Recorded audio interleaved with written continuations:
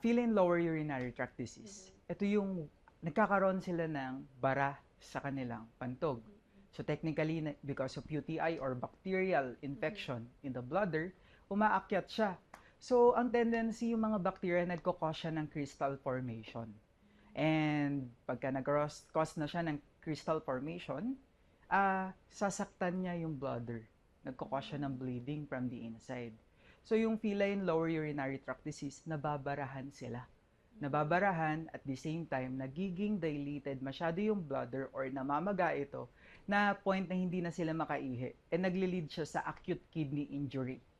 So yun yung nagiging reason bakit nagkakaroon na tayo ng mga ganitong cases. And alam nyo ba na ang reason dyan, number one, is tayo ring mga pet owner. Kasi yung pag-spoil natin sa kanila, pagbibigay ng high salt content treats, which is, ang dami nating nabibili online. Isa yun sa major cause.